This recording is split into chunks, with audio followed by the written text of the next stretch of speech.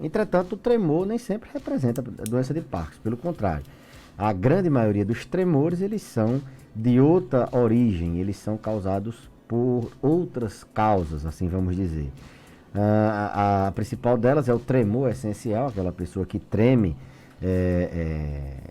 bilateralmente, ele tem um tremor nas duas mãos, na cabeça, na língua, aquelas pessoas que tremem o pescoço. Esse tremor ele se exacerba no movimento, quando ele vai se movimentar ele tende a piorar, ele vai pegar um garfo, ele vai levantar, a cabeça treme muito. Tem aquelas pessoas que têm um tremor de ação, que quando ela vai movimentar, piora. Piora quando está ansioso, piora quando tem algum estado emocional mais assim, exacerbado, e melhora com o álcool, né? Geralmente as pessoas que têm um tremor essencial, se elas fazem uso do álcool, em mínimas quantidades elas percebem uma diminuição. Isso não é o tratamento, mas é uma forma da gente conduzir assim, a investigar a causa do tremor.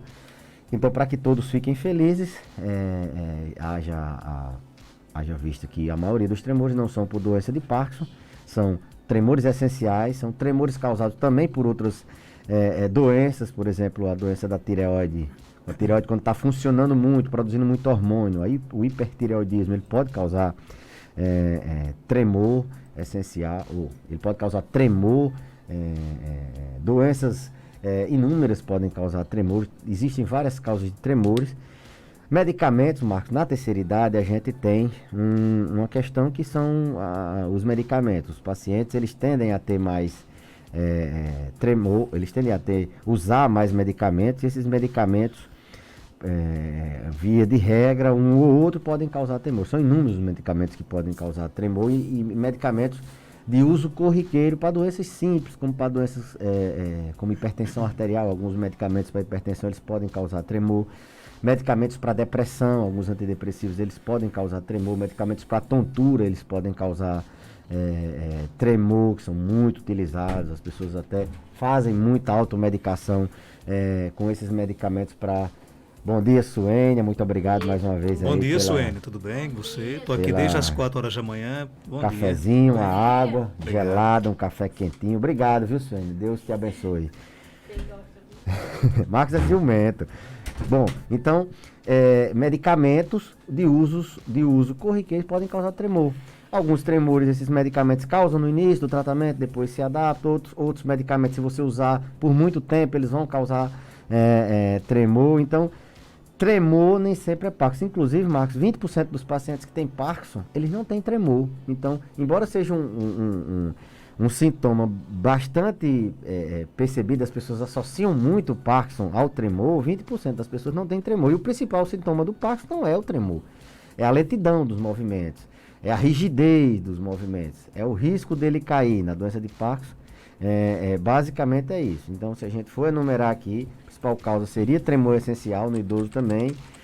Depois viriam medicamentos, vários medicamentos podem causar. A gente também tem um tremor fisiológico, um tremor que a gente não consegue perceber, Marcos, mas em situações especiais, por exemplo, numa crise de ansiedade, numa crise de estresse, numa situação especial, a gente pode se tremer, numa emoção muito forte, a gente pode se tremer. As pessoas até dizem, estou me tremendo de medo, né? Situações de frio também podem causar exacerbação desse tremor fisiológico. A gente tem, todos temos, mas não percebemos. E quando a gente vai ficando mais velho, esse tremor fisiológico ele tende a ser mais assim, exacerbado com mais facilidade.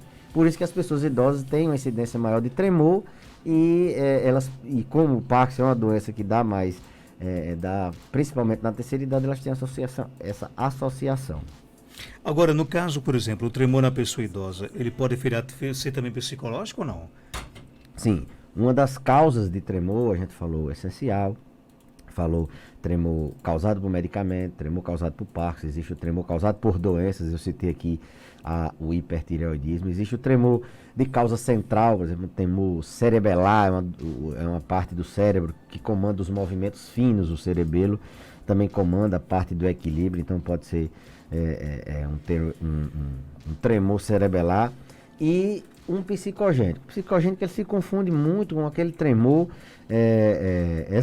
essencial. Ele pode exacerbar muito um tremor essencial. Mas existe aquele tremor psicogênico que o paciente, por alguma causa que a gente não, assim, de início a gente não pode precisar, mas ele está tentando ou chamar atenção, ou tentando exagerar num sintoma que ele está querendo mostrar e talvez chamar atenção, ninguém esteja dando atenção, ou ele tem essa carência de mostrar que está com esse sintoma. Então existe sim o tremor psicogênico, daquelas pessoas que olham para você, olha doutor, como eu estou me tremendo, aí começa a balançar a mão. Isso é de cabeça. Isso é um tremor psicogênico. A família percebe muito, doutor, esse tremor aí é quando ele quer, quando ele... lembrando que a gente só vai pensar num tremor psicogênico quando a gente afasta causas outras de tremor, porque o tremor psicogênico é a última coisa a se pensar. Tem sempre que se pensar que tem alguma doença física, mas existe sim aquelas pessoas que não é que simulam, mas elas tendem a fazer um tremor de uma maneira psicogênica, de uma maneira... É diferente do tremor por ansiedade, por exemplo, que a pessoa não consegue segurar. É um tremor que a gente percebe que é por exacerbação não, né? Assim, meio que simula esse tremor. Então, existe sim, Marcos, o tremor causado de forma psicogênica. Doutor, como é que se cura o tremor, por exemplo? Bom, é sempre importante levar o paciente ao médico, né? A gente fazer uma avaliação, porque às vezes aquele tremor, ele está indicando que o paciente está abrindo uma doença. Por exemplo, no caso do hipertireoidismo, uma doença séria que a gente tem que tratar. Um tremor de origem central, a gente tem que afastar as causas mais graves. Pode ser só um medicamento e às vezes na avaliação a gente tenta substituir aquele medicamento por outro que não causa tremor. Existe muito isso, a gente poder trocar o medicamento. O impacto na vida do ser humano que tem tremor é muito ruim. Ele não consegue se alimentar, às vezes tremendo demais, ele passa constrangimento em público. Se for uma pessoa que trabalha ainda com a mão, ela passa constrangimento, vai apertar a mão de uma pessoa, se tremendo, ela se constrange. Então tem um impacto na capacidade do dia a dia. Então, como é que trata? Definindo a causa. Eu sempre falo isso aqui nas entrevistas para meus alunos, que a gente tem que ter alvo. Se a gente ficar atirando para todo lado, dificilmente se acerta o alvo. Então, você definindo o diagnóstico, uma avaliação criteriosa, colhendo histórico de doenças, histórico de medicamentos, vendo outros sintomas, se necessário pedir exames complementares, a gente define a causa. Ou mesmo afasta todas as outras causas e chega numa causa psicogênica, por exemplo. Mas, como é que a gente trata? Definindo a causa. Se é um tremor essencial, existem medicamentos para tremor essencial. Se é um hipertireoidismo, você trata a doença, o paciente melhora o tremor. Se é um medicamento, você tenta substituir. É um antidepressivo que está dando tremor, você tenta trocar por outro. É um remédio para Alzheimer que está dando tremor. Alguns deles, para controlar sintomas, eles podem dar tremor. A gente tenta ver se troca. É um remédio que está usando para a labirintite, que eles sempre comumente utilizam e esquecem de parar. A gente tenta trocar. Existem essas formas. Essa é uma das peculiaridades da especialidade. A gente manejar várias doenças ao mesmo tempo e tentar diminuir o efeito adverso de vários medicamentos. Então eu diria que a gente acertando a causa do tremor. Ouvinte pergunta se fadiga causa tremor no idoso. Sim, fadiga... Só um minutinho. O cafezinho tá bom, né? Da Suene. Tá. Para não esfriar, né? Tem que tomar. Fadiga, Marcos, ela é uma sensação de esgotamento, né? Uma sensação de fraqueza, de falta de energia, que as pessoas, que é comum nos idosos. Os idosos têm várias causas para terem fadiga. A própria pouca mobilidade inatividade deles causa fadiga, medicamentos, doenças crônicas causam muito fadiga, desde doenças cardíacas, passando por doenças na mente, doenças orgânicas como anemia, doenças na tireoide, são várias as causas de fadiga. E a fadiga, se ela é causada por alguns tipos de doenças, ela pode sim cursar com não só um tremor específico da fadiga, mas uma exacerbação daquele tremor fisiológico que ninguém tem, aliás, ninguém vê, mas ele pode exacerbar. Então, fraqueza, fadiga, falta de disposição, ela sim pode causar tremor. O tchan aí é você descobrir a causa da fadiga. Será que essa causa dessa fadiga é por um mau estado de nutrição? Será que essa fadiga está sendo causada porque o paciente não está mais se movimentando, está sedentário com a pandemia?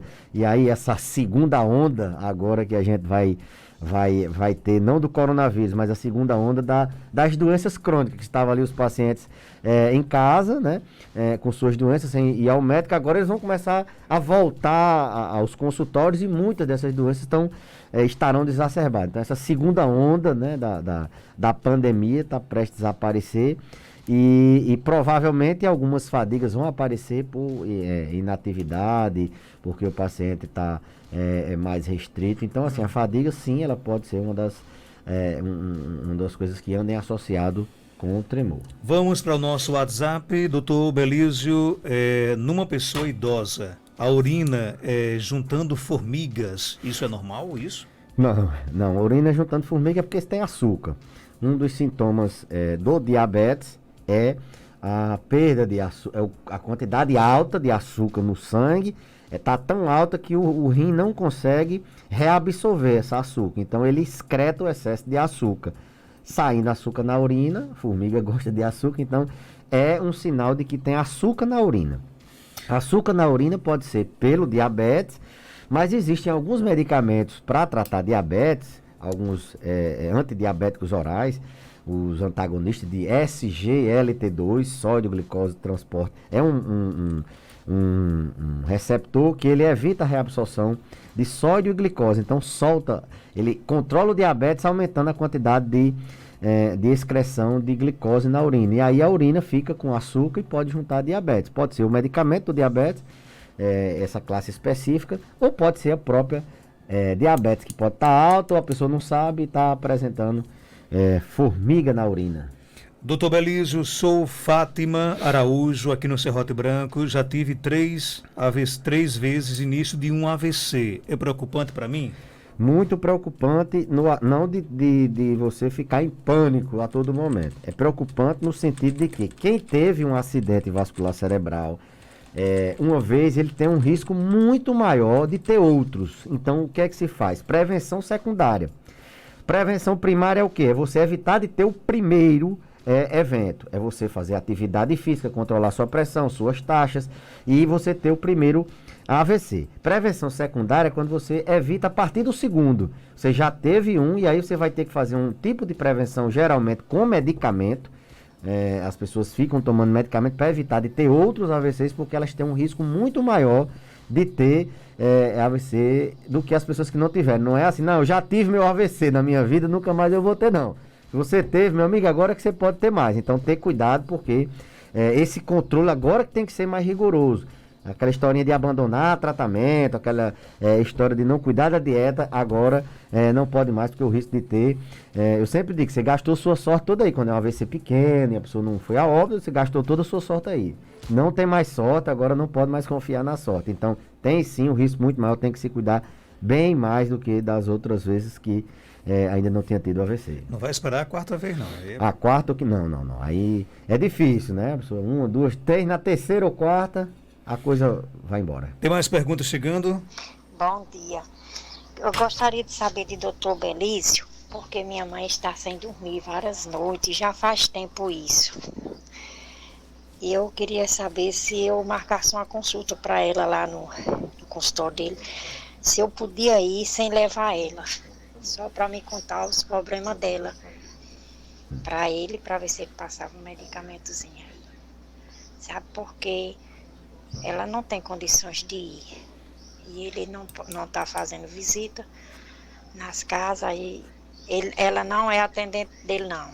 Já foi. Há 2 anos atrás. Eu gostaria de saber dele qual é a resposta que ele pode me dar. Se eu posso marcar lá. E eu sei quem eu sou a filha. E aí, doutor Belísio? um cenário que a gente já, graças a Deus, já está passando. A gente fez, na verdade, a gente aqui no interior, Marcos, a gente já fazia telemedicina há muito tempo. A gente está toda hora conversando, assim, toda hora conversando não, mas sempre respondendo aos pacientes. Hoje os pacientes utilizam muito o recurso da tecnologia. Olha, eu fiz um vídeo aqui do meu pai para você ver, ou da minha mãe, para você ver como é que ele fica em tal hora, daquele ferimento. Eles, olha, às vezes aquele teste da sacola dos medicamentos que eu peço para trazer, eles simplesmente tiram a foto, dizem, olha, tá tomando assim, tá tomando assado. E nesse período de pandemia, a gente tem facilitado o máximo possível. Agora, Marcos, uma consulta de primeira vez, ela diz que faz tempo e tal, é muito complicado a gente fazer via telemedicina, né? As visitas realmente elas estão um pouco limitadas, exatamente por causa do nosso tempo. A gente está com metade da capacidade do consultório em funcionamento, a gente está com atividades na faculdade com essa telemedicina triplicaram.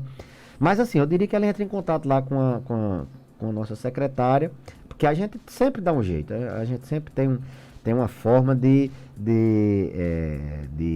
ver uma situação específica. Mas a telemedicina, eu sempre digo que a gente sempre fez, continua fazendo e vai continuar fazendo. Esses recursos tecnológicos, de forma oficial, talvez a gente não faça aquela forma formal de se fazer a consulta, tirar aquele... Não, mas a gente está assessorando sempre nossos pacientes, e até mesmo quem não é paciente tira uma dúvida aqui, tira uma dúvida pelo telefone, por e-mail.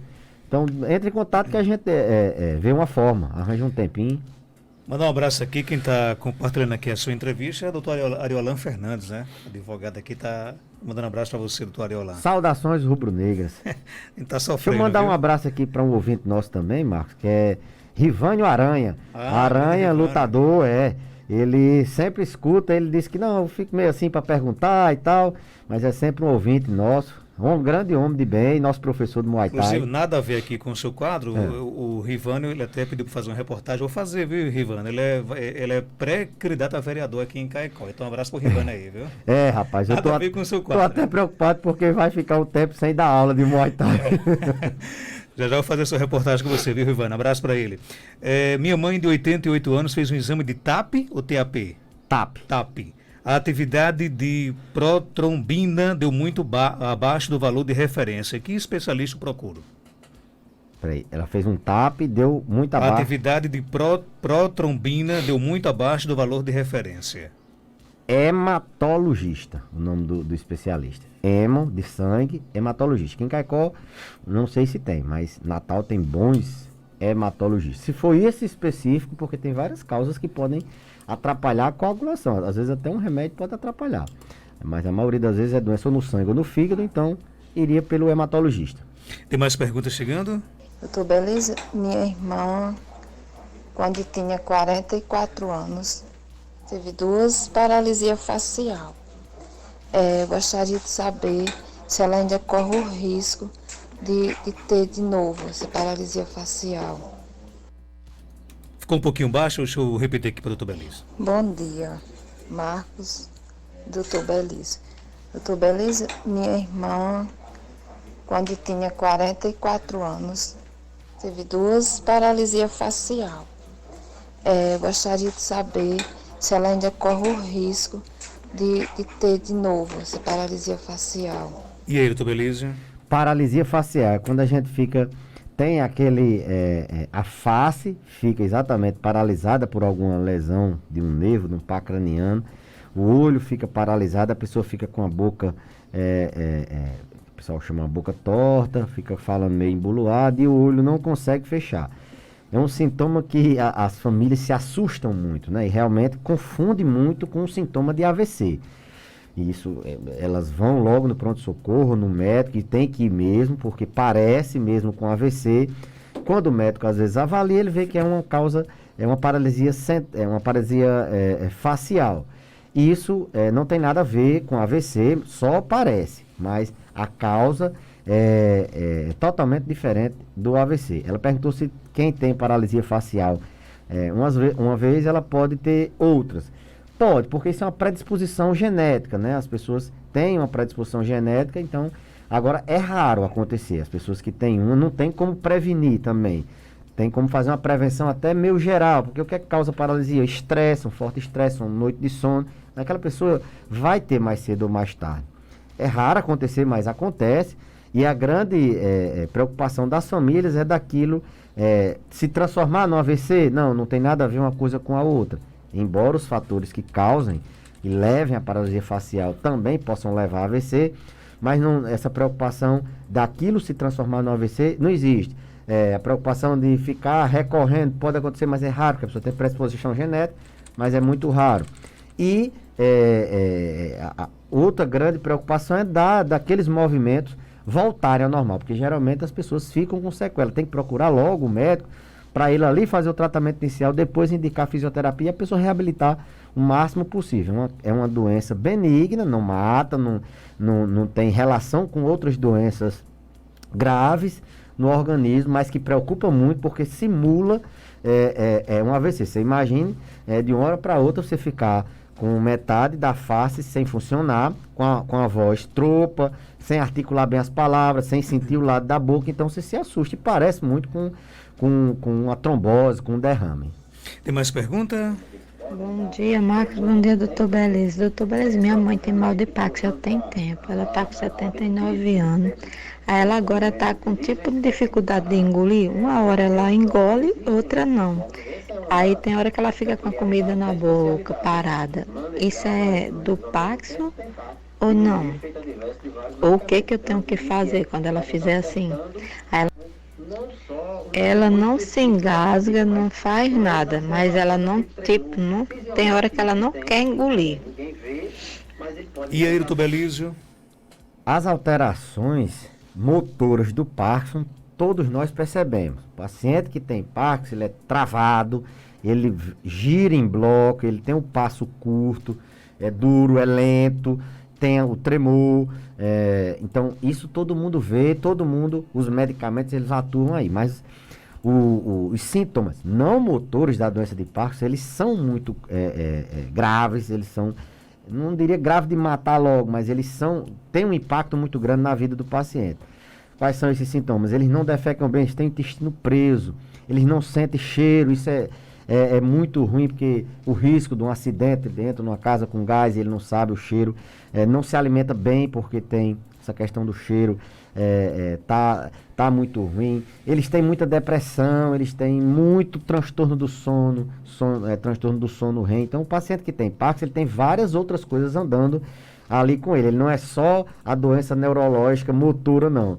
Ele é um paciente que ele cai muito, tem que ter prevenção de queda, ele prende o intestino, ele não se alimenta bem.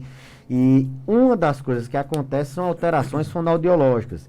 Eles têm uma alteração na fala, eles fazem disfonia, fica com a voz fraquinha ao longo do tempo, quase não consegue falar para que a pessoa consiga. Tem alteração no apetite, fases avançadas da doença de Parkinson, cursam também com demência, uma demência por causa de Parkinson. E o paciente tem essa dificuldade tanto de engolir, como quando ele tenta engolir, ele engasga. A disfagia é muito comum, é inclusive uma das causas de óbito do paciente. Ele fica se engasgando tanto, eu sei que não é o caso da paciente, mas como é muito comum na doença de Parkinson, o paciente tem Parkinson, ele se engasga tanto, principalmente com os líquidos, vai beber água, vai tomar um suco e se engasga, aí faz pneumonia. Engasga, microsecreções vão para o pulmão, fazem pneumonia, esse paciente fica tendo pneumonia e uma hora ele não consegue, então não consegue resistir. Então, nesses casos aí, a fonoaudiologia é quem tem maior eficácia na intervenção, tanto na fala, como nesse fato de às vezes engolir, às vezes não engolir, e quando engolir, se engasgar. Ela me perguntou se isso pode ser causado pela doença de Parkinson. Sim, pode sim ser causado, é muito comum alterações na fala e na deglutição na doença de Parkinson. Eu recomendaria ela voltar ao médico ou procurar um médico para assistir não só o Parkinson em si, que às vezes passa só o remédio para a doença de Parkinson e esquece que o paciente tem várias outras coisas para se tratar.